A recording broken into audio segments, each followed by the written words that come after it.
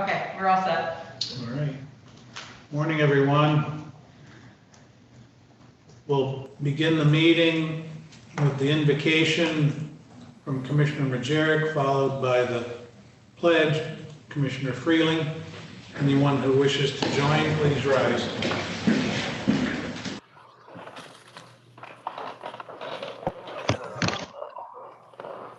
Morning, everyone.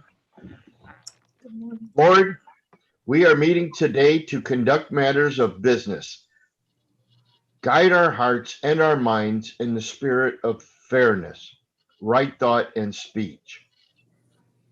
Impart your supreme wisdom upon our activities so that our affairs may reach successful conclusions. Thank you for being our source of guidance today. Please watch over all citizens living with illness today. God bless America, Berrien County, and our families. Amen. Amen. Thank you. Will you please join with me? I pledge allegiance To the flag to the flag of the United of the States United States of America, America. and to the republic To the republic. for which it stands one one nation, nation, under under God, God, indivisible, visible, with liberty and liberty, justice and for all. justice for all. Amen. Yay.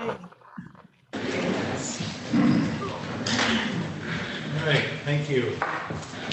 Will the clerk please call the roll? Bell. Present via Zoom from Detroit, Michigan. Detroit? Yes. Yes. Curran. Present via Zoom, Gordonsville, Virginia. Freeling. Present via Zoom, Baroda Township. Harrison. Present via Zoom from Lincoln Township. Hinkleman. Present, Zoom, Waterville. Majerick. present, Zoom, Niles, Michigan. Meeks. Present via Zoom, Boardroom. Scott. Present via Zoom, New Buffalo Township. Walrack. I'm here via Zoom, Coloma Township. Werfel. Present via Zoom, Royalton Township. Yarborough. Present via Zoom, City of Benton Harbor. Elliott. Present in the boardroom. Mr. Chair, you have 12 present. Thank you. If there are no changes to the minutes from the 15th, motion to approve the minutes is in order. Commissioner Meeks makes that motion. It's moved by Meeks. Is there support? Commissioner Harrison, I'll support the motion. Supported by Harrison.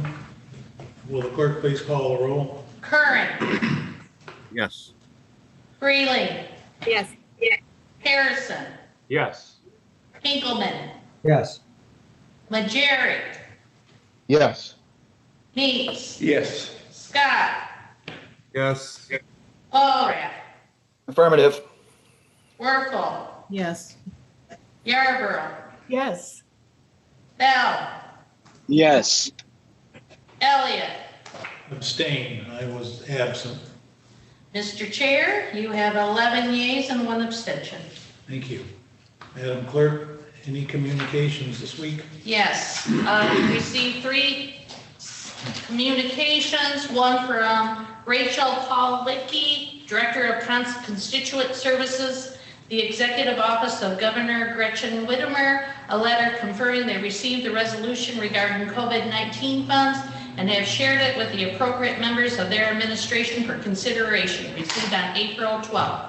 David Buick, State Tax Commission Executive Director, an order that the real property component has been revoked on Industrial Facilities Exemption Certificate 2017-186 requested by Whirlpool Corporation dated April 15. Iron County Board of Commissioners, 2 resolutions, 1 to support the release of federal COVID funds and 2 to support Delta County's resolution of management of WUFs in Michigan, received on April 20th. That's all. Thank you, Madam Clerk. You're welcome. I'll call you back. we need to convene a public hearing. To do that, we need to adjourn this meeting, and then we can do the public hearing. We can do that in one motion. If someone wishes to adjourn this meeting and start the public hearing has to do with a brownfield plan, I believe technically called the Harbor Woods Brownfield Plan. We have Dan Fetty with us, one of the squares on the screen, actually more like a rectangle. So is there a motion to adjourn the board meeting and convene the public hearing regarding the Recess. brownfield We want plan? to recess. Technically, I'm told it's recessing Don't adjourn. the board meeting, and then we will convene the public hearing on the brownfield plan for Harbor Woods. So moved, Mr. Chair, by Commissioner Scott.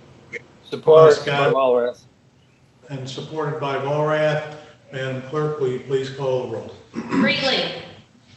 Yes. Harrison. Yes. Hinkleman. Can't see them all, hang on. Oh, he's got a thumbs up, yes. Okay. Majerick. Yes. Meeks. Yes. Scott. Yes. Walrath. Yes. Werfel. Yes. Yarborough. Yes, yes. Bell. Yes. Curran. Yes. Elliott. Yes. Mr. Chair, you have 12 yeas. All right. The regularly scheduled board meeting is in recess. The public hearing is now convened. Brian, do you want to lead off? Sure. So, members of the board, I've sent out information to each of you just summarizing the project that's being proposed at the Harper Woods site. Dan Fetty is going to walk you through all the details, but in a nutshell, what you're looking at is the development of additional multifamily housing options that I think will provide immediate benefit to the Benton Harbor St. Joe area, but quite frankly to overall Berrien County. With that said, Dan has a presentation he'll walk you all through, and from staff's perspective, this has been through the Finance Committee as well as the county's Brownfield Authority. So Dan, if you're ready, let's go ahead and move into the presentation. Okay, great. Can everyone see the presentation that I pulled up? Yeah. See the first page of it anyway, Dan. All right, perfect. This is a brief presentation, as Brian said, explaining the nature of this project. In reviewing brownfield plans, this board is required to make certain findings, specifically that the plan is consistent with Act 381, the Brownfield Redevelopment Financing Act, and Section 13.1 of that act specifically. So I will go through those requirements to show you how the plan complies with them. I'll be as brief as possible because I know you have a long agenda. But for those members of the board who perhaps have never been through one of these before, or some members who, it's been a while since we've done one of these plans, real briefly, I just want to explain that a brownfield plan is a document, an agreement between the county Brownfield Authority, and a private developer that allows the private developer to be reimbursed for certain eligible costs associated with redeveloping contaminated or blighted property. And those costs are reimbursed using tax increment revenues. Tax increment revenues are the revenues that are derived from levying all of the various local millage rates against the increase in the value of the property that results from a new development. So what happens is taxes that are generally paid on a piece of undeveloped property continue to get paid to the local units. The taxes that are then levied based on the value increase resulting from the project are pooled together and used to reimburse certain costs that this board and the Brownfield Authority deem to be eligible private development costs. So that's, in a nutshell, that's how it works. The procedures for doing this is that a developer submits a plan to the Brownfield Authority. The Brownfield Authority reviews it, makes recommendations to this board as to whether or not the plan constitutes a public purpose and is consistent with Act 381. A public hearing is held, which we're doing right now. And then the board has to vote on a resolution approving the Brownfield plan. The final step would be then that the local unit, in this case Benton Township, has to concur with the adoption of that plan, and we'll take care of that in a few weeks. So let me jump in. This is a housing development project, as Brian mentioned. It's on M63 and Enterprise Way, just a little bit north of Clock Road. The proposed use of the project is going to be residential apartments. The developer investments is proposing to build 10 residential buildings on the site, all of which will consist of 2 3-bedroom apartments and 2 2-bedroom apartments. So in total, there'll be 40 apartment units constructed on this site. The construction costs are expected to be about $5 million in total for the vertical construction elements. The project will involve some site remediation, as well as the installation of new infrastructure to include a new roadway, water, sewer, storm sewer, curb, gutter, sidewalk, and street lighting. This plan is intended to support this redevelopment by helping to defray certain construction and environmental costs associated with the development, again, utilizing tax increment revenues derived from the value of the development. M63, again, is seeking Brown tax increment financing reimbursement for this. The activities for which they're, again, seeking reimbursement, soil remediation, due care activities such as capping contaminated areas, installing new infrastructure, and so forth. Generally speaking, only environmental remediation activities are eligible to be reimbursed under a brownfield plan unless the project is located within what's called a core community. It's a designation the state of Michigan makes. Benton Township is a core community, and therefore the infrastructure costs and site preparation costs are also considered to be eligible for reimbursement. Again, these are public costs that are being paid for by the private developer. In total, those costs are expected to be $1,112,000 roughly, and that includes interest payments. The construction should be completed at least within 3 years. The brownfield plan, as I'll talk about in a minute here, is expected to take about 22 to 24 years to be completed. The property is 32 acres. As I said, it's on M63 and Enterprise Way. It was previously in the 1800s and the early 1900s. It was used for farming purposes. As a result of that, it has some arsenic contamination on it, which is not uncommon when we see vacant property that was previously used for agricultural purposes in the early part of the 20th century. You almost always find some arsenic in the soil.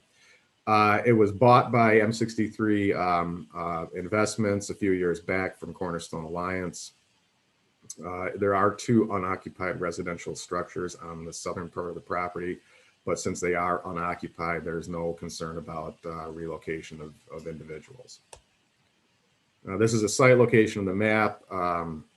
You can see we have M63 right up here, and this map is old enough that you don't actually see Enterprise Way, but to give you some, this would be M63. This would be Paw Paw Avenue. This would be the old El Rico site. This is the Paw Paw River coming down to where it eventually terminates into the St. Joe River. This is a location of the actual parcels we're talking about. Again, this would be Enterprise Way right here, M63 north-south here.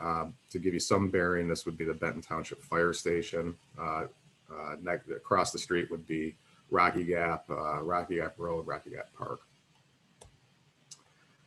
This is a site plan submitted by the developer. You can see what they intend to do. Again, Enterprise Way curving south here. They're going to put in this new winding road with a cul-de-sac at the end of it. And you can see these 4-unit buildings that are being put up. These are 1 through 5 on the east side of the new roadway and 6 through 10 on the south side of the new roadway. I said the unoccupied structures exist over here on this parcel. That's not a concern, and they will likely be demolished at some point in the process. I did request, I was not able to show these to the members of the Brownfield Authority because I didn't have them in my possession, but the developer has provided me with architectural renderings so you can see what the product is going to look like. And they're very nice units. You can see these are the buildings we're talking about. They're divided into 4 individual apartment units, 2 on the sides and then 2 in the middle. From a ground level perspective, you can see each unit has, there's 2 smaller units in the middle of the buildings have single car garages. The 2 larger units on the outside of the buildings have 2-car garages. All units have direct driveway access to the new roadway that's going in. And again, this is just another rendering of showing you what the configuration will look like. These units are going to be, the ones in the end are going to be 3-bedroom, 2-bathroom units, I believe, and the ones in the middle are 2-bedroom, 2-bathroom units. And they appear to be very nice. The eligibility, as I mentioned previously, the property is eligible. It's considered a facility because of contamination with arsenic that exceeds residential cleanup criteria. The discussion came up with financing on the Brownfield Authority. I tell you, I'm looking at the scientific reports on it. The contamination is nominal. It barely meets the criteria of a facility or a brownfield, but it's just enough to get it qualified in that determination. This is a listing of the cost activities that the developer is asked to be reimbursed for. You can see the majority of it is infrastructure cost. In total, the base costs are $616,000, of which $566,000 is infrastructure. There's an additional interest cost of about $387,000 that'll carry out over the period of the plan. We've put in a 15% contingency, which is relatively standard in these kind of projects. And then the Brownfield Authority has also requested $24,000 of administration cost associated with running this plan. So in total, it comes out to, the base costs are a little over $616,000. When you add in the contingency and the interest and the Brownfield fees, comes out to about $1.1 million. This is the tax increment financing statement of what we anticipate the impact to be the taxing units. I apologize that it's so hard to read. It's all one large sheet that we try to condense down into this. In total, we're looking at a plan that'll probably take 24 years to be fully reimbursed. Once the project is constructed and the value is added to the tax rolls, it should generate between $47,000 and $58,000 a year in tax increment revenues. The only millage rates that are going to be captured with this will be the Benton Township general millage rate, Benton Township special millage rate, the county general millage rate, the county special millages, and LMC millage. There's no school taxes associated with this project. These are the section 13.1 requirements we have to go through with this plan. The statement of the way that the plan is going to be financed. There'll be no advances from the county or the Brownfield Authority. It's going to be entirely financed or provided by M63 Investments. There's no amount of public note or bonded indebtedness associated with the project. The plan, as I said, is expected to have a duration of about 24 years, depending on the value that's added to the property. We've already looked at the property tax capture included in tables 3 and 4. Those are the previous slides I showed you. You've already seen the legal description, the location and the site match of the development. We talked about the reason that the property is eligible for inclusion in the Brownfield plan because of nominal contamination with arsenic in some locations of the site. And finally, personal property is not going to be included as part of the capture or tax increment finance capture of this plan. There are no persons residing on this property, therefore we do not have to comply with any uniform relocation requirements. Again, inapplicable to what we're doing. There is no, sometimes you're able to capture in excess of the cost of the plans to fund what's called a site remediation fund. We have declined to do that. As soon as the developer costs are paid off, this property will be released from the TIF plan and rolled back onto the general tax rolls. Other material that's pertinent to this, I would just say finally that I did receive a letter from Benton Charter Township Supervisor a number of weeks ago, specifically requesting that the Brownfield Authority and the county board undertake this project to help the developer. It is consistent with the township's master plan. The township has already granted rezoning requests and site approvals to developer, and therefore the township is looking for us to help defray the cost of this development or the public cost of development using tax increment revenues. The Brownfield Authority reviewed this plan 2 weeks ago and voted to pass a resolution that finding it's consistent with the purposes of Act 381, that it meets a public purpose, and recommending that this board approve the Brownfield plan. And that is the conclusion. I'm happy to answer any questions.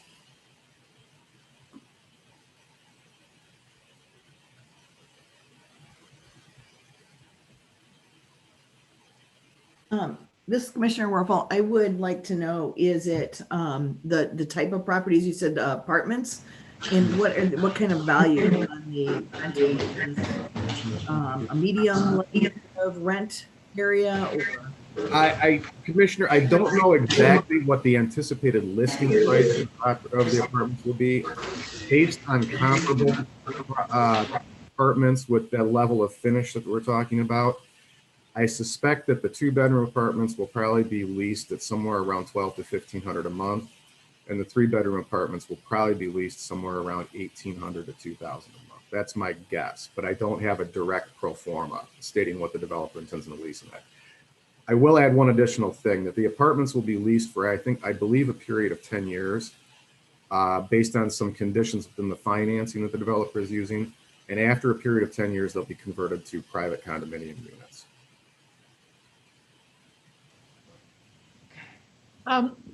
Chairman Elliott, may I ask a couple of questions? Oh, yes, ma'am. When are they expected to be done, Dan Fetty? The developer is ready to break ground immediately. And my understanding is that they hope to have it entirely completed within 18 months. Okay. And they hope to have all of the units leased within 30 months or 36 months. So you'll see construction immediately this summer, and you will probably see occupied units sometime next year, this time of the year. And is the property a market rate property? Yes, it is. That's good. Yeah, there's no subsidy involved in this. Right. So it'll provide housing for a lot of people. With the other, a lot of times the other apartments, the people's incomes are too high. It's not about that. It's market rate. It is market rate, and it's 40 units. It's 40, basically 40 family units we're looking at. And I worked in housing for 30 years, and the 3-bedroom is a scarcity, so it's really needed. I saw a 3-bedroom, 1-bath apartment listed in St. Joe for $2,200 a month right now. Yeah, it used to be at Westwoods, might have some 3-bedrooms. That's the only thing. They've changed the name, but it's right on Lakeshore Drive. Thank you. Yeah. I believe the 3 bedrooms, to add some context, I believe the 3-bedroom apartments are going to be approximately 1,300 square feet, I believe. Okay. The 2 bedrooms are going to be somewhere around 800 square feet. That's my estimation of it, but the developer may have slight changes in that square footage. After we approve this, does anything else come back to the commission? Are we involved in it anymore? Does it go to the township to administer and all? We will send it off to the township and ask them to pass a concurring resolution supporting the project. And then the Brownfield Authority will enter into a developer reimbursement agreement, spelling out the terms under which the tax increment revenue will be collected and reimbursed to the developer on an annual basis. But once you approve it, it's really in the hands of the Brownfield Authority at that point to administer it. Okay, thank you. Any other questions? All right. Do we know if we have, I'm sorry, go ahead. I have nothing more to add, Mr. Chair. Thank you. All right. We'll look and see if there are any public comments.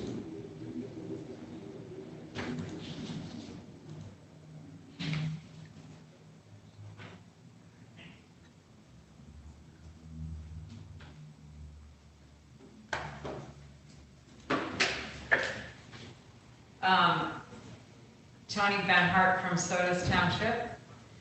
Okay. How can the brownfields be used on this site since it was never a contaminated site, or is this a way to help the owner to save money only? This is a wooded area, not a former industrial site. Even with it being former farmland, most older ag land has arsenic due to its use to be a pesticide. Due to it used to be a pesticide. Seems a little far-fetched to use the Brownfield Act. Okay.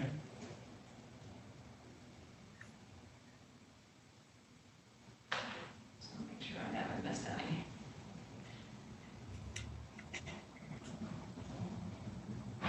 Okay, we're good. All right. Any other comments from the board floor, figuratively? Mr. Chair, Yes, this is ma'am. Commissioner Freeling. The only thing that I'd like to say is that it's encouraging knowing that housing is sparse in Berrien County, particularly entry-level homes that are kind of helping those beginning in their work career. And this is a really encouraging project. And I appreciate the work that staff has done to kind of move this forward. Thank you. Those are my comments. Thank you. Anyone else have any thoughts, any more thoughts, comments? Hearing none, a motion then is in order to close the public hearing and go back and resume our regular board meeting. So moved, Mr. Chair, by Commissioner Scott. Moved by Scott. Is there support? I'll support that, Michael Majerick. Moved by Scott, supported by Majerick. Will the clerk please call the roll? Harrison, Yes. Engelmann,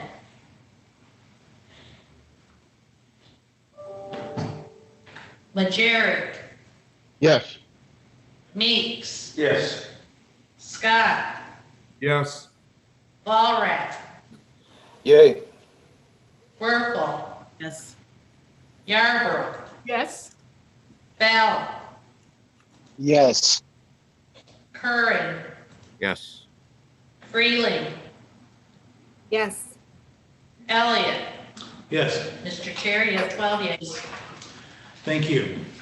We're back on the agenda, and the next item is presentations, which I'll look to the administrator to handle. Sure. So members of the board, we have a guest today, Matthew Sams from Mercury Wireless is going to update the board on his company and their plan to provide some broadband services within Berrien County.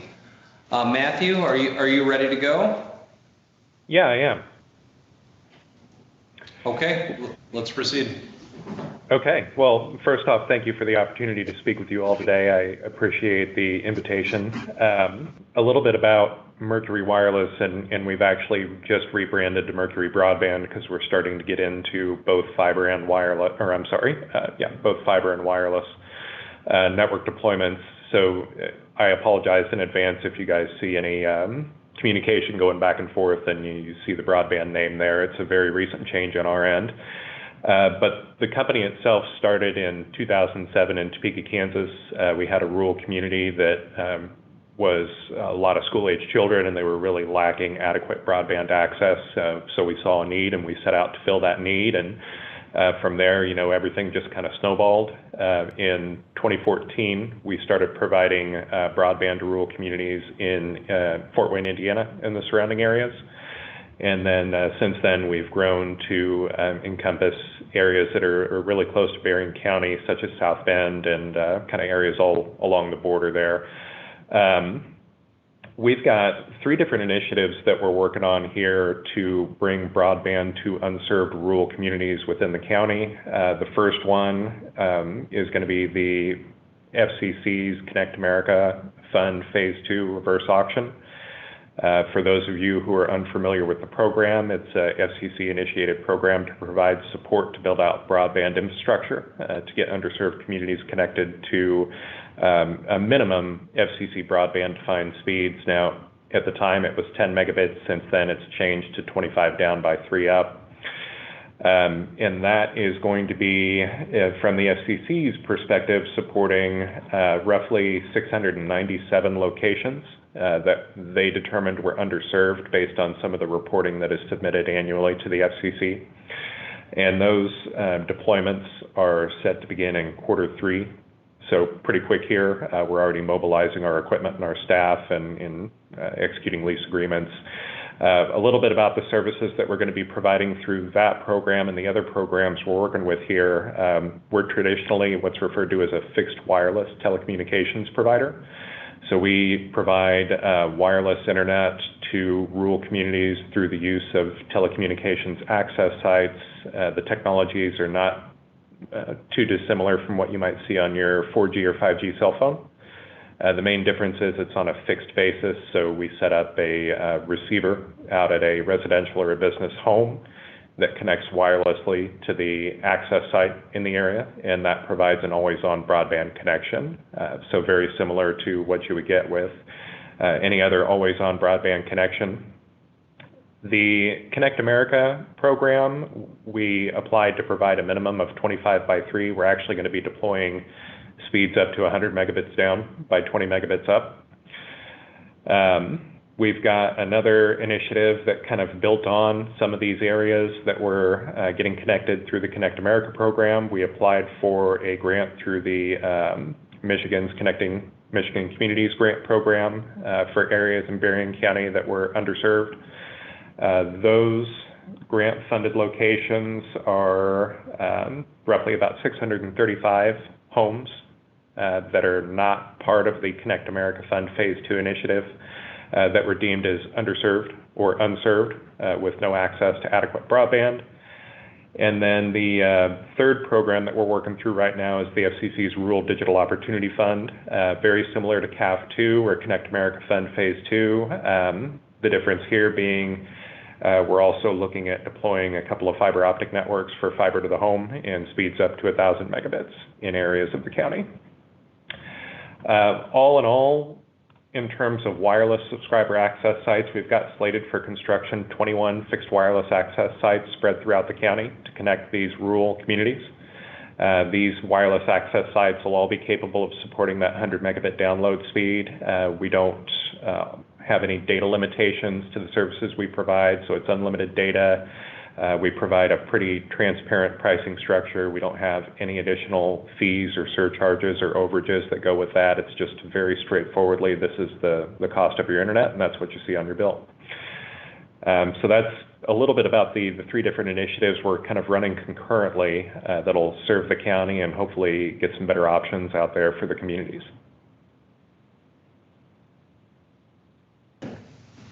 Mr. Chair. Very good. Anyone have any questions, comments, concerns? Brian? Yeah, so Matthew, we sincerely appreciate your willingness to come and talk with the group about Mercury. And looking at some of the announcements, it appears that you're going to be targeting the west side of the county, kind of closer to Lake Michigan. Is there any way that you can describe the service area that your company will be targeting? Yeah, absolutely. Do I have the ability to share a screen? Is that something I can do? Yeah. Okay, let me do that, and I'll kind of step you through each of the areas and how this will all look. Bear with me for just a moment here.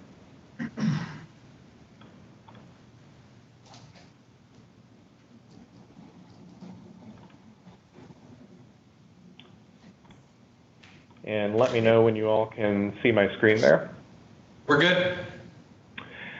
Okay, so the areas you see on the map that are highlighted in blue here, this is going to be the underserved areas that the Connect America Fund Phase 2 projects are designed to connect. So primarily located on the east side of the county there and spread pretty much throughout that part of the county.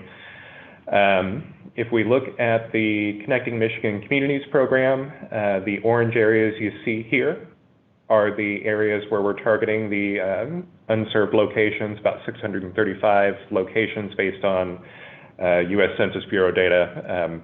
Very likely quite a bit more as we're digging into it. We've been finding that there's obviously been new homes that have been built and new areas that have come up since that data was collected. And then the Rural Digital Opportunity Fund is going to be a little bit more spread out and more focused on the east side of Berrien County. You can see areas in red. That'll represent areas where the FCC is providing support for 100 megabit wireless service. And then the green areas are going to be the areas where we're receiving support for fiber to the home deployments.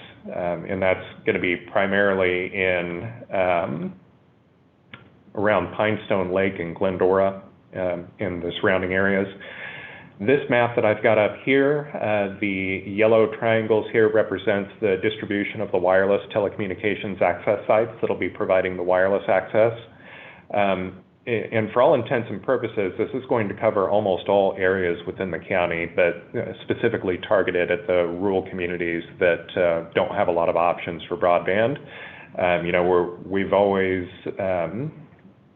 the goal of our company is to really focus on those unserved communities. We're not too interested in trying to compete with big telecoms in more established urbanized areas. So with this distribution of the subscriber access sites and the equipment that we're using, it's going to be very widely available, even though the support is technically limited to a specific number of locations.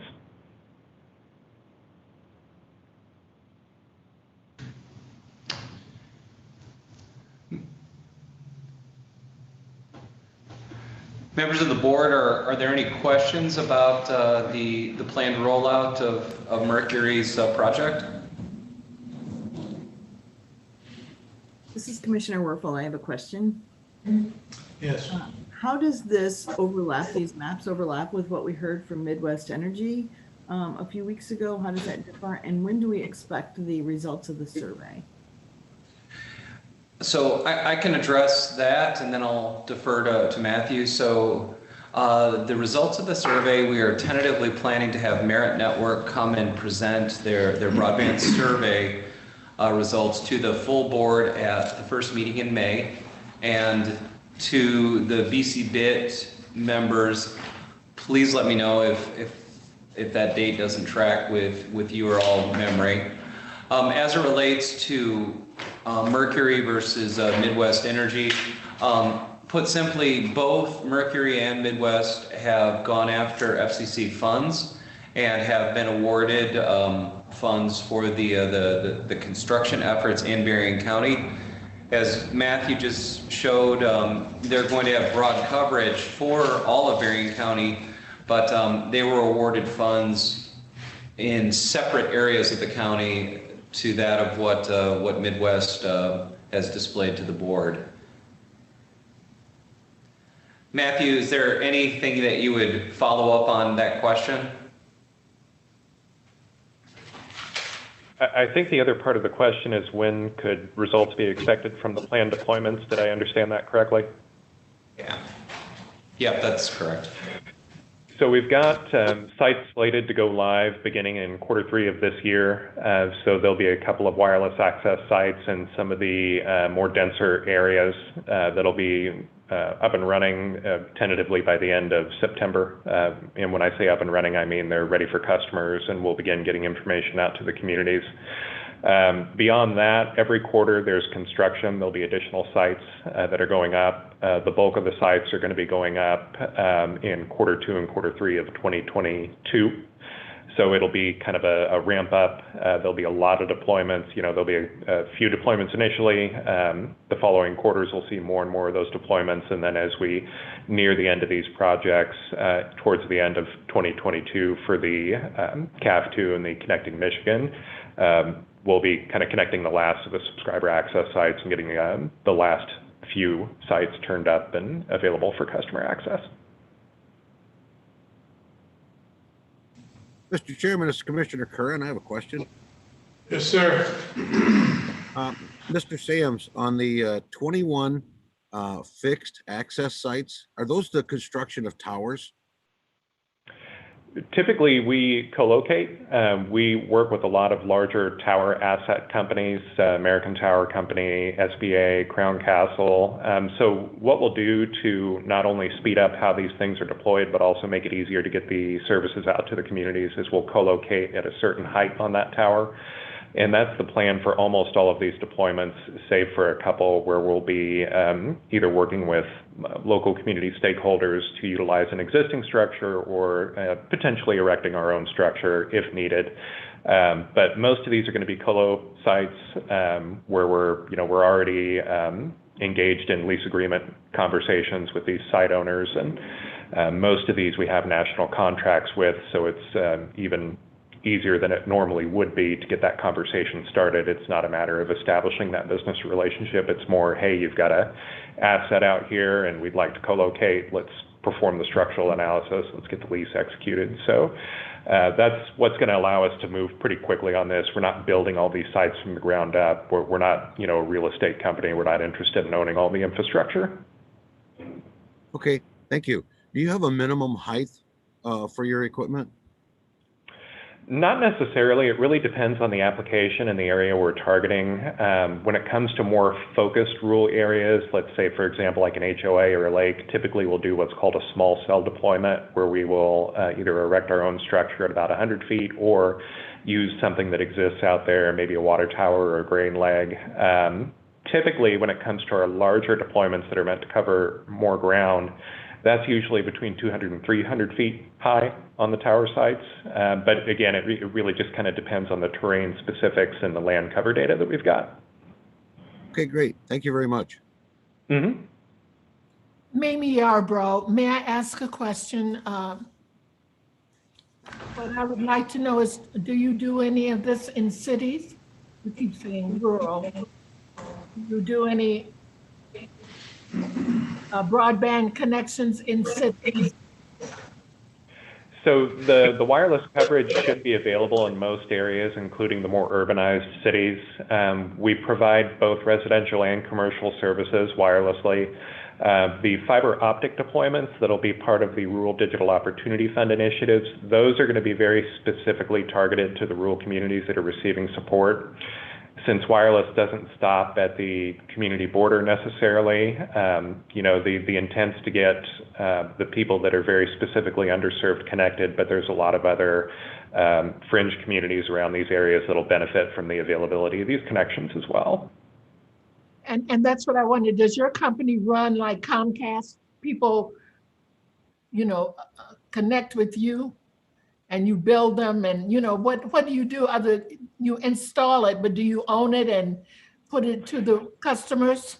Yes, yeah, absolutely. So we install the infrastructure, we own the equipment that's on the tower sites, and typically to give a little bit more context on the co-location side of things, those are typically 5 to 10 year lease agreements that we execute, and then we just keep extending those. So usually, unless there's just overbuilding, as an example, if we service an area and then that rural area maybe has another company come in and provide fiber, we usually have that equipment up, and then we continue to upgrade that equipment as newer technologies become available. But we own and operate the ISP side of our business. We typically hire from within these communities in terms of the technicians that are out doing the work on the tower sites, or that are out doing installations and working with subscriber locations. And we typically also will work with hiring positions for our call center in some of these communities as well. So we'll have, typically we'll have a satellite office. We'll have some representatives within these communities that understand the area and can really speak to some of the challenges that the rural communities face when it comes to access for broadband. So we like to get pretty granular. We don't contract out our work. Typically, we're an in-house company. We don't, all of our labor is internal. All of our employees are employees of Mercury. They're not subcontractors, and that allows us to really provide a better experience from end to end. And your cost is in line with the other providers of wireless and broadband? So it's actually a requirement by the FCC that our costs are comparable or better than the pricing that rural residents, urban counterparts might experience. So every year we have to evaluate our pricing and compare it to the pricing that's available with other carriers in the area. And we, as part of our participation in these programs, have to bring pricing in line with that, if that makes sense. So if the price goes down over the year for the market, there's kind of a matching change on our end. Typically, as we've continued to operate throughout the years, we've, once we're established in an area, typically the changes are in the right direction. There'll be more speeds and a cheaper price to go along with it. That's kind of how we've conducted our business throughout the years. As the cost of technology comes down and the returns, so to speak, on the infrastructure are being seen with subscriber adoption, then that allows us to provide more competitive pricing and really a better option. Okay, thank you. Thank you. Mm-hmm. Anyone else? Yeah, Mr. Chair, this is Commissioner Scott.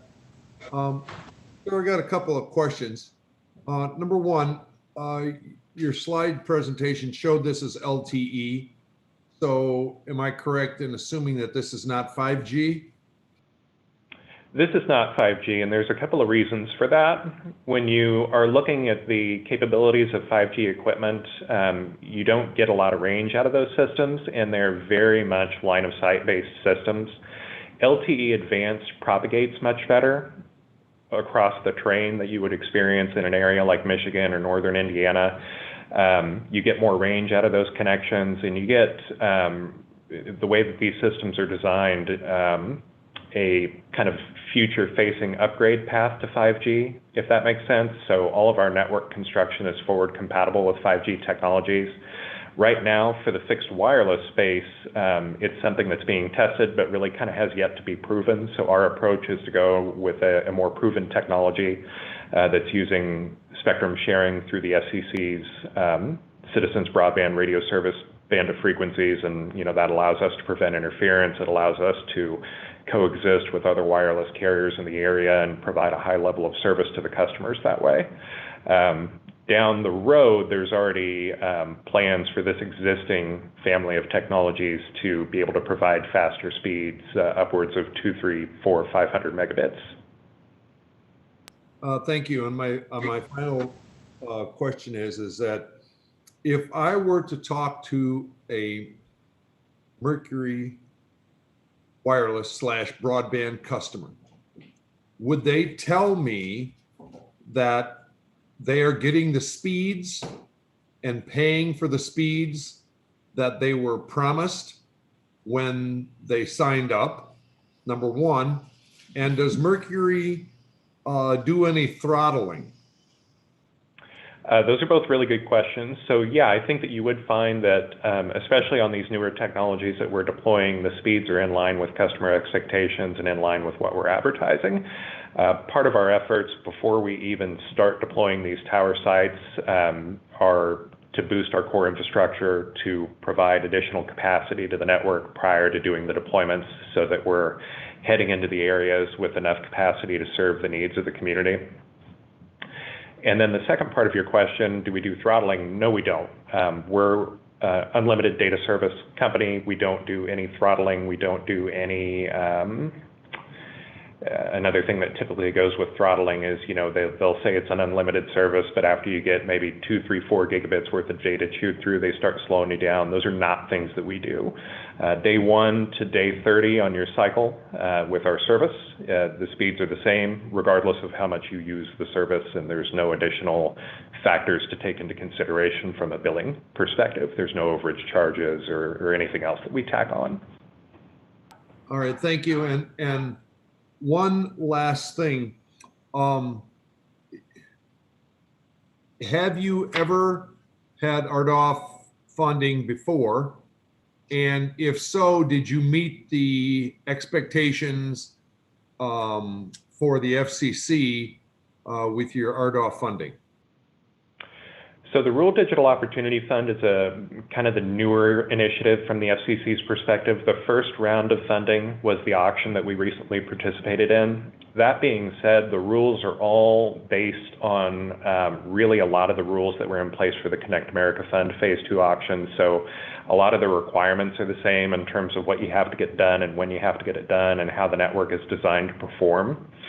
So in terms of our in terms of our Caf2 deployments, we're coming up on the end of year 2 of a 10-year cycle with Connect America Fund Phase 2. Their expectation for the timeline of construction is to have 20% of locations built out. Our plans that begin in Q3 will meet or exceed that expectation. By the end of next year, we would be required to have 40% of locations connected. And when we say connected in this scenario, it's the availability of the service. If somebody calls in and requests, obviously it's up to the person to take advantage of it or not. So that's how the RDOF timelines are built as well, 20% by year 2, 40% by year 3, and then it increments until year 6, which is when all construction has to be completed in both of these programs.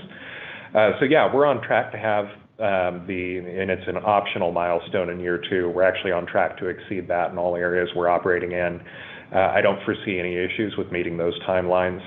The other thing that the FCC does is they have some pretty stringent performance testing requirements for all these programs.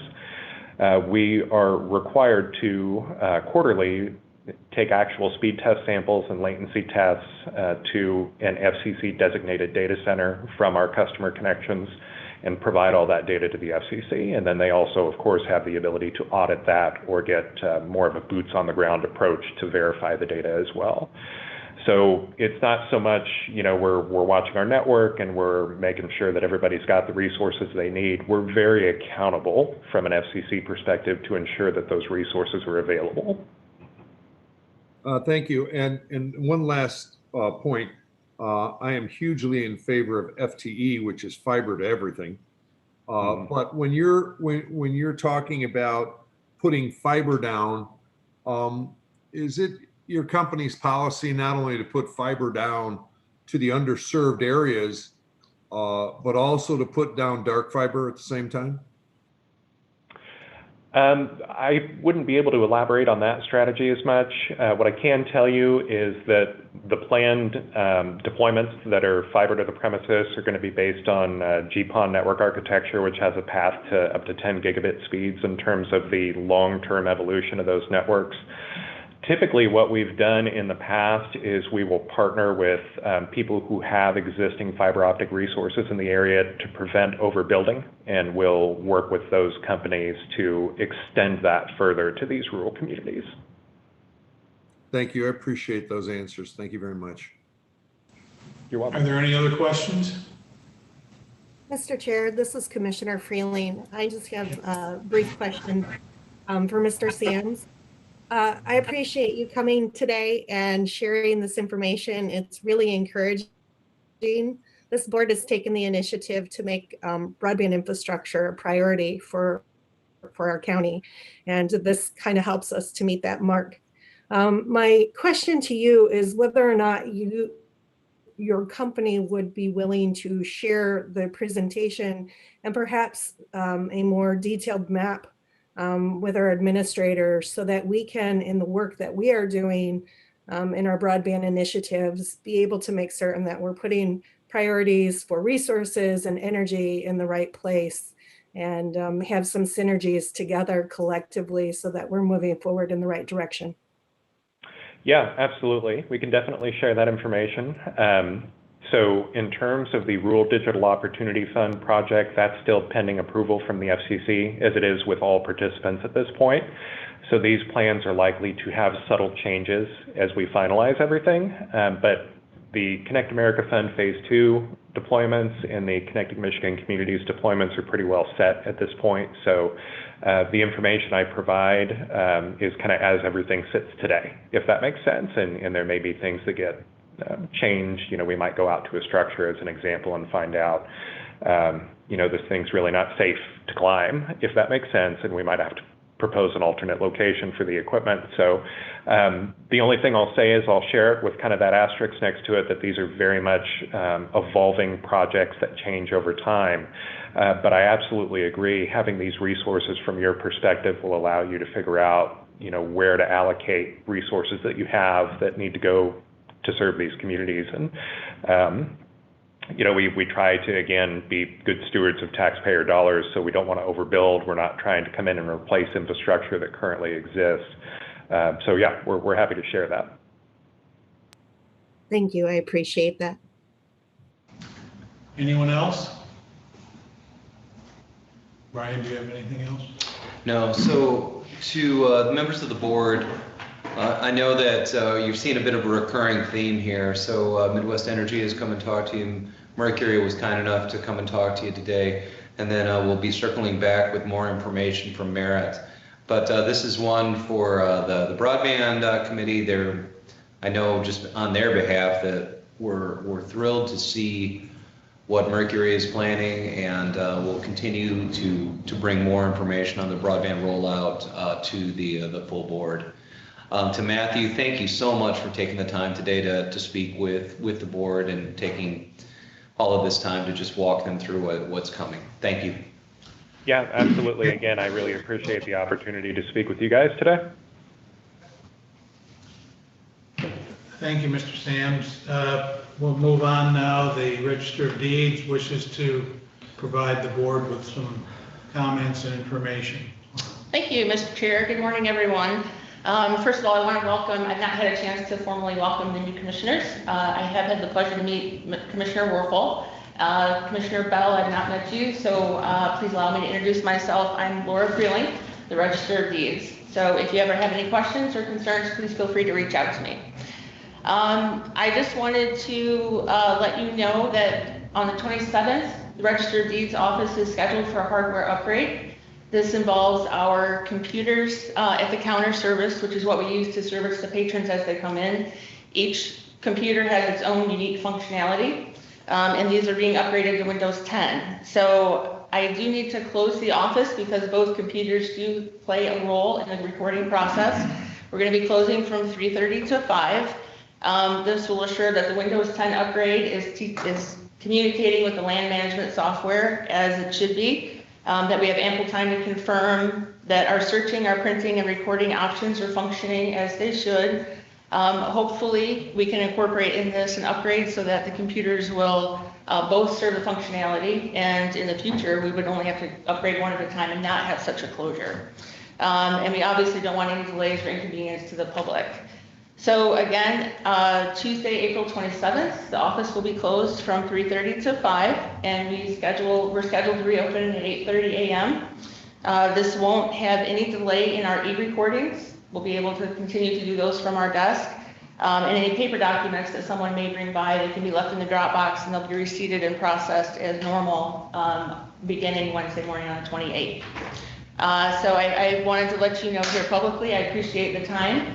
And also we posted on the doors, asked for it to be posted on the website, so hopefully there won't be any disruption to people's day-to-day.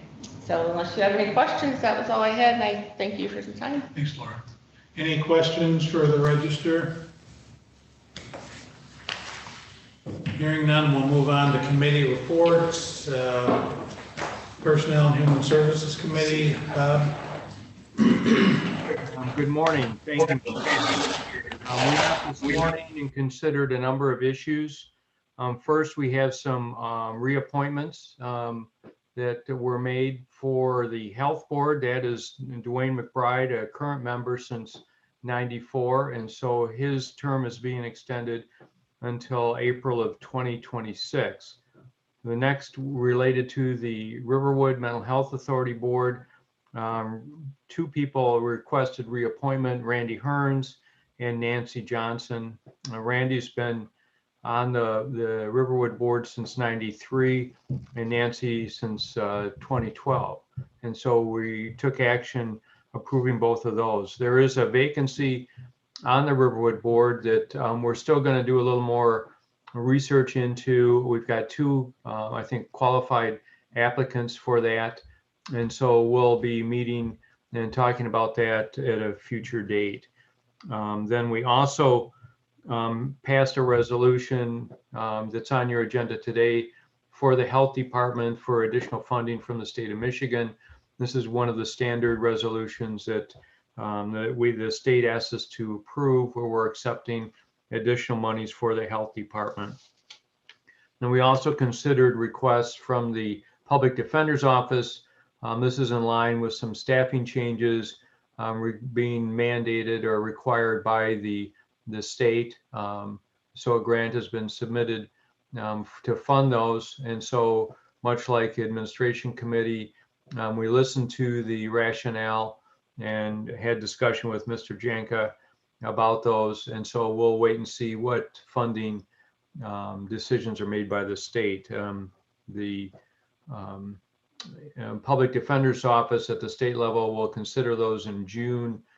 And so we'll have to wait and see. They would start October 1. So until that time, sometime after the state approves them or takes action, then we'll reconsider those staffing changes. We also did the usual committee business regarding minutes and the rest. Commissioner Bell or Commissioner Majeric, anything I did not touch on? Nope, Mr. Chair, you covered it all. Okay, that would conclude the committee report, Mr. Chairman. Thank you. Any questions for PHS? Hearing none, we'll move I see to, Commissioner Werfel. oh, I'm sorry, I didn't see it. Yes, Julie? Commissioner Harrison just wondered if those appointments, if we did put those and post those to the public for additional applications for alternatives.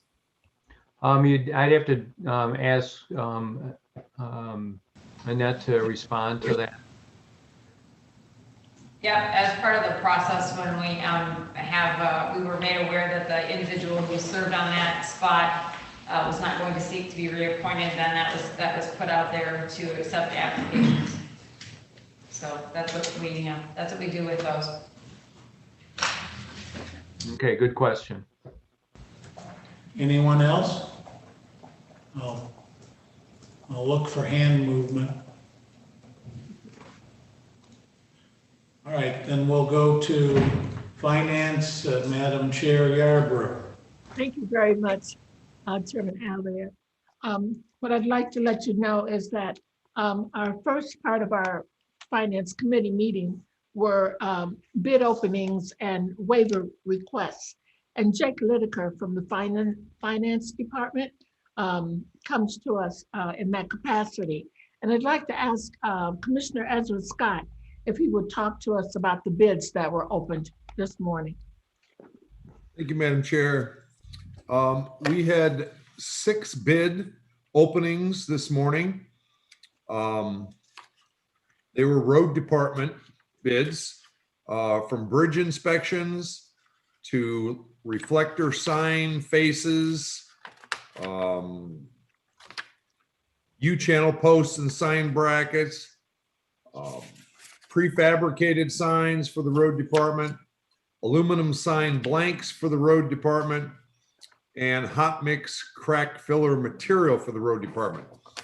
All the bids were opened, and we sent all of these bids back to the department heads for their purview to see if these people met the specifications of the bid and to go with the lowest bid. And if they don't go with the lowest bid, they do have to come back to the finance department and advise us and give us a reason why. There was one thing that I brought up that we're starting to notice is on all of these bids, the projected cost was not even close to what the bids were coming in.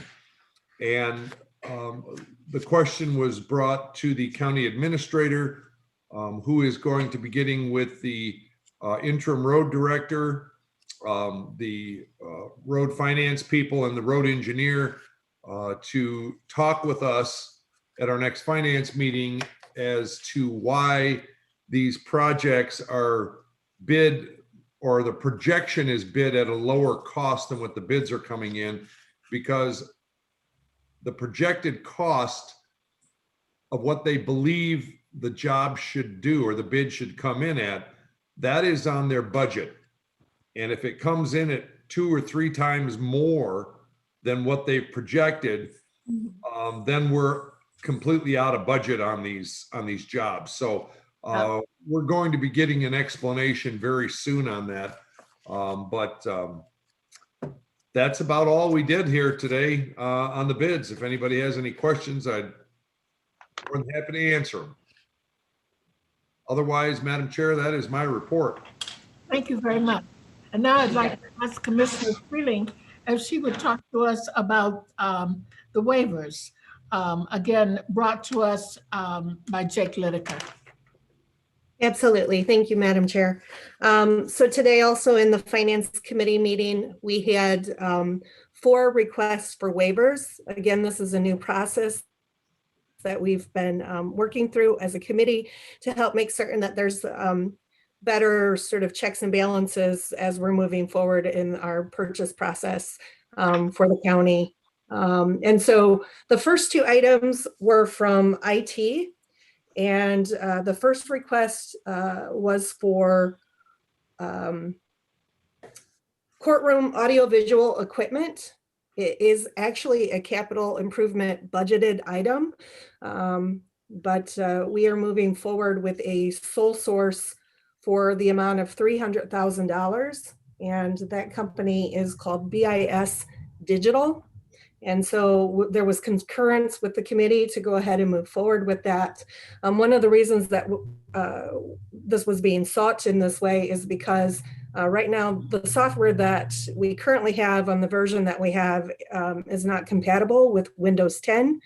And also to look for a new vendor would require likely all new hardware, new training for court staff and others that utilize the system. So we move forward with that. The other item was a request to single source with a company called Service Express, and this is related to the IBM mainframe.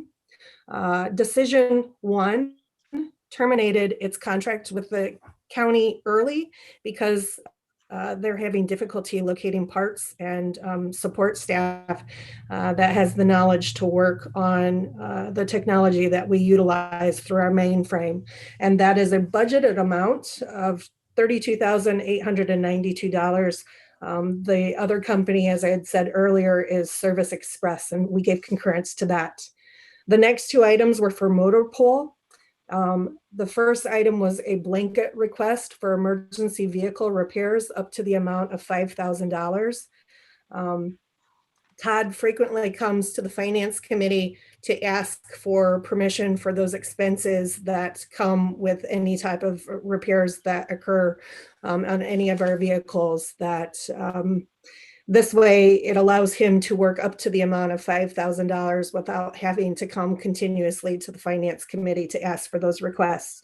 The other item is something that had already been discussed from the Finance Committee, and this was sole sourcing an emergency status for a forklift from Crown. I think it was Crown Forklift. Correct me, I think I might have the vendor wrong. I do have it right, thank you.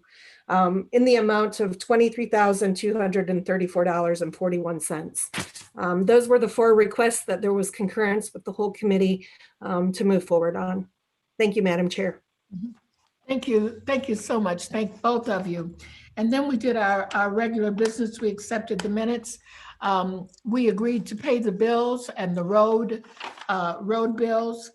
And I believe that is the end of our report. If you have any questions, we'd be happy to answer them. Questions for finance? Hearing none, we'll move to public comments limited to resolutions that are on the agenda.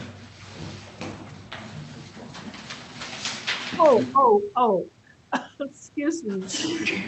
One resolution, it's in the edit, and is that something you all, that I need to say that it was requested from MAC, Michigan Association of Counties, that we send a resolution accepting it. They're asking all the counties.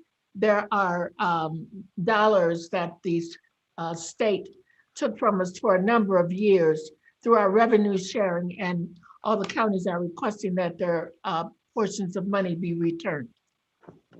Right.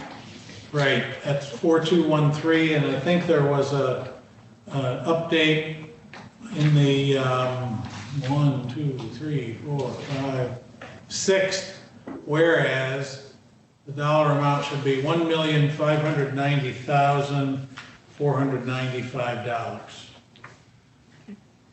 Thank you. Mr. Chair, just to follow up on that, Finance did review that, the resolution, offered support for it, and again, it's Michigan Association of Counties is encouraging county leadership from across the state to put forth some type of resolution asking the state of Michigan to not forget that as the stimulus dollars pass through Lansing's coffers, to not forget that counties have lost out on a significant amount of revenue sharing, and that it would be very appropriate to reimburse the counties for those lost dollars.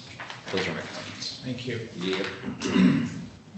Is there anything on the consent calendar, including the 3 added resolutions, that anyone wants to pull for individual attention? Did we have any public comments? So I have one that's in there. I'm not sure if that's what his intention is. So I may have one comment in the public. I'm waiting for him to respond to me. All right. Well, in the meantime, are we good to go with the consent calendar, including the 3 added resolutions? Mac, I'm good with it, although I do like Mac proposed it first. I think the money was better than the second resolution. It's just my thoughts. Well, I wish we could use that number, but we have to go with the one that's correct. Any comments from the public? So I get, to be safe, let's just go ahead and do this. It's Tony Benhart from Sodas Township.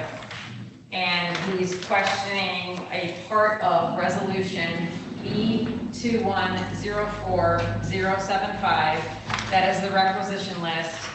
In particular, he's questioning requisition number 50353.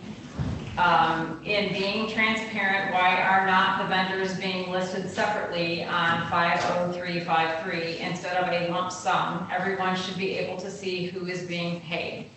And Brian, if you want to respond to that, I don't know if that's how you want to do that. Mr. Chair, do you want to respond to that? Brief. Okay. Do you have the rec in front of you? I have, oh yeah, I do. Right here. I'm sorry, I didn't realize I took that with me. That's okay. I think this one had that. Oh. Yeah, he needs this back up here. There you go, and then that's the bid results on the back, on the bottom.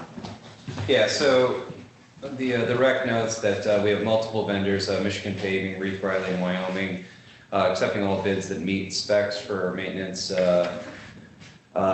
bit mix, using whatever plant is the closest to the location of the project and or the maintenance garage, repeat procedure from previous years. And that's, again, I'm just going to note, repeat procedure from previous years.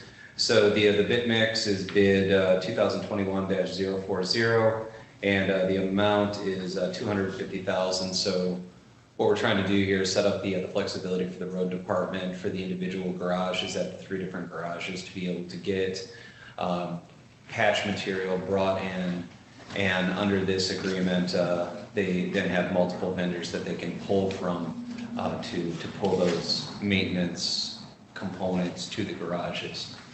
I tried to keep it short. Thank you. Yeah. Any other public comments?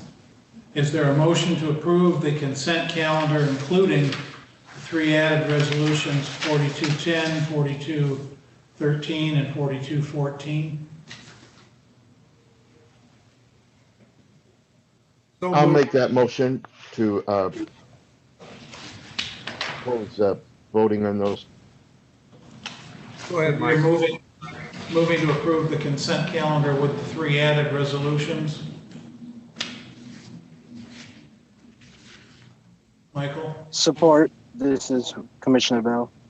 Yes, those 3. All right. Moved by Majerick, supported by Bell. Any discussion?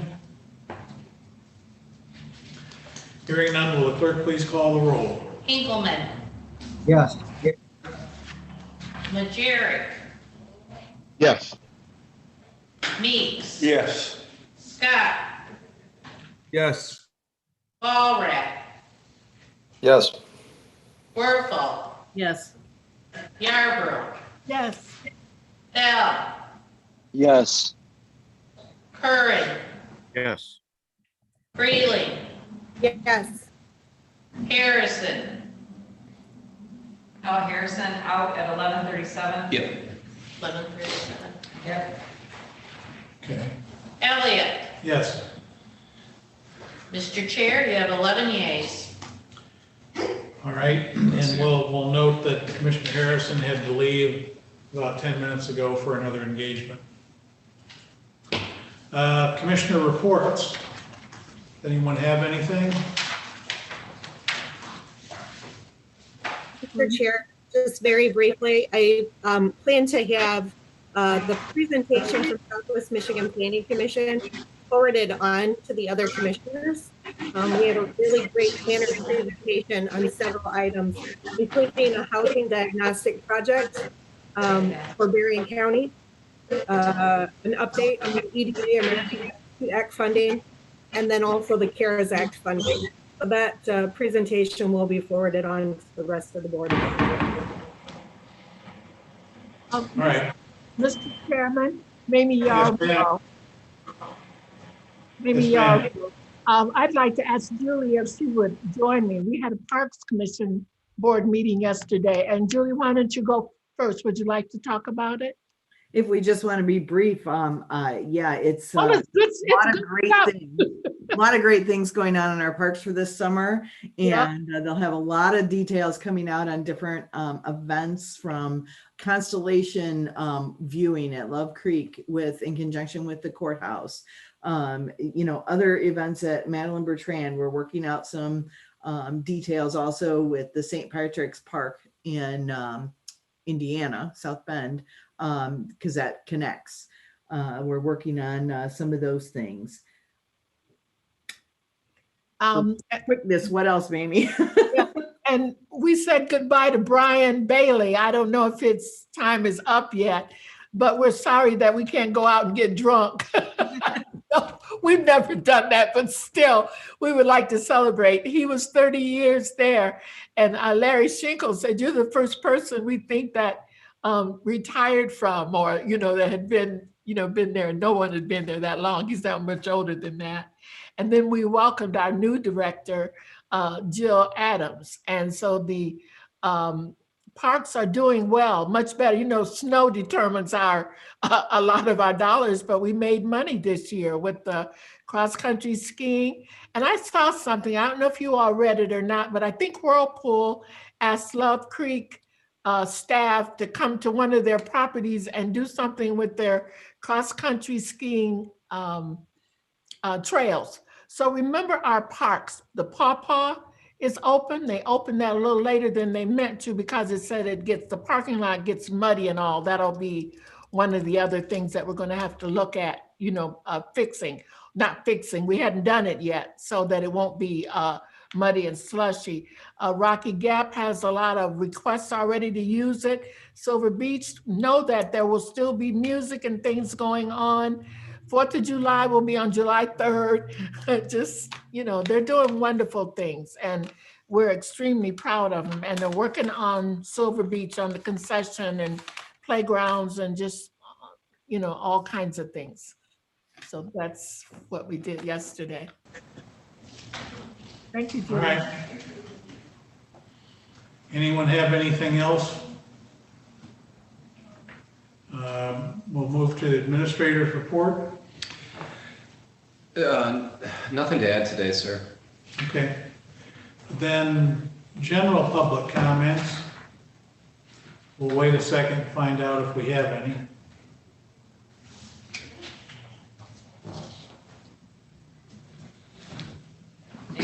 Just so you're aware of this, there were some people that were asking some questions in the chat about the presentation. I just responded that we're not taking questions for the presentation, but if they wanted to provide them in general public comments, they could. Looks like the majority were okay with not asking the questions now. Tony Benhart from Sodas Township. The Act 51 report is due shortly and wonder why it is not on today's list to be approved and or discussed. It was mentioned last week. And I will ask one more time for any other general public comments. Well, and that's looking for that. The board was notified, and just to the public and to Tony, we did request and receive permission to do an extension on the Act 51 submittal. Put simply, we need to have our audit completed prior to the submittal of the Act 51 report. And since our audit does not align, our fiscal year does not align with the state's, that's why an extension was requested. And that has been our practice since merging the road commission into the county's operation. Very good, thank you. Yep. That's it. We have no public comments. We're at other business now. Does anyone have anything? Yeah, Mr. Yes. Chairman, Commissioner Scott, on the administrator, his last statement about the Public Act 51, it should be noted that the state has granted that because of the fiscal reasons and the audit report. So it's not that, we're part of a corrective action plan. It was just because of that, and the state did approve it. Is that correct, sir? Yes, sir. Okay, thank you, Ezra. Any other business? There is a Brownfield meeting today at 1:30. Okay, thanks. It's No, land There bank. isn't one? There's a land bank meeting at 1 o'clock. at 1 o'clock. Do we Yeah. have to do approval on these appointments? Scott, I believe we have some other business to take care of, which is board appointments. That next, thanks. Got the list here. Before we do though, just wanted to make sure that we had taken care of all of our housekeeping details. And apparently we have, because no one's mentioning anything else. So we have board appointments. I think everyone's received the list. There are some from the PHS committee, which I think Bob mentioned during the PHS report. So there's one for Board of Health, which is Dwayne McBride, 5-year term expiring 4/19 of 2026. And then Randy Hearns would like to be reappointed to the Mental Health Authority. And I believe Nancy Johnson as well. And I apologize, those are the terms that end 4/19 of 2026. There's no specific end date for the appointment or reappointment of Dwayne McBride.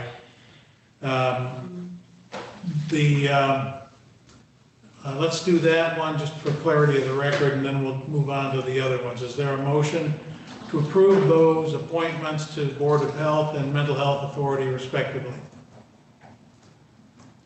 Commissioner Meeks, make that motion. Motion's been made by Meeks. Is there support? I would support that. Supported by Majerick. Will the clerk please call the roll? Can I clarify, Matt, please? I'm sorry. Can I clarify? So it is Dwayne McBride for a 5-year term to the Board of Health expiring on April 19th of 2026. And then the Mental Health Authority runs those 3-year term. Okay. Expires 3/31 of 2024. Everybody get that? I'll repeat it just to make sure that the Board of Health appointment is actually 5 years to 4/19 of 2026, and the reappointments of Randy Hearns and Nancy Johnson would be 3 years, expiring on 3/31 of 2024. You, Don, and you, Michael, affirm your motion and support for those appointments based on those dates? Yes, I do. All right, and will the clerk please call the roll? Majerick, Yes. Meeks. Yes. Scott, Yes. Walrath, Yes. Werfel, Yes. Yarborough, Yes. Bell, Yes. Curran, Yes. Freeling, Yes. Hinkleman, Yes. Elliott. Yes. Mr. Chair, you have 11 yeas. Thank you. The next thing on the appointment list, we have recommendations made by Commissioners Curran, Freeling, and Meeks to align expiration dates for 2 members to Southwest Michigan Planning. And going forward, we're going to have 2-year terms for all of these, but for now, this would be extending the terms for Yemi Ackenwale and Gloria Payne, his to 12/31 of 23, hers to 12/31 of 22. Don, do you want to move that one as well? Yeah, will. Okay, that's moved by Meeks. Is there a support? Commissioner Scott supports this. And supported by Scott. If there's no discussion, will the clerk please call the roll? Meeks, Yes. Scott, Yes. Walrath, Affirmative. Werfel, Yes. Yarborough, Yes. Bell, Yes. Curran, Yes. Freeling, Yes. Hinkleman, Yes. Majerick, Yes. Mr. Chair, you have 11 yeas. Thank you. Announcements, reminders, as noted, land banks at 1 o'clock today. We are not planning to meet next Thursday, which I know is going to be hard for our staff to not have us meet. So if no one has anything else, we will stand adjourned. Wait 1 second, Commissioner Meeks.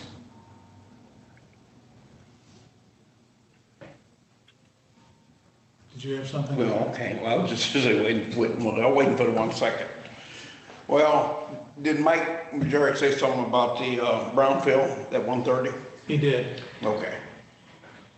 That's not until April 29th. Actually, the brownfield's April 29th. I thought we were having a special meeting, but I guess we're not until next Thursday, so I was wrong.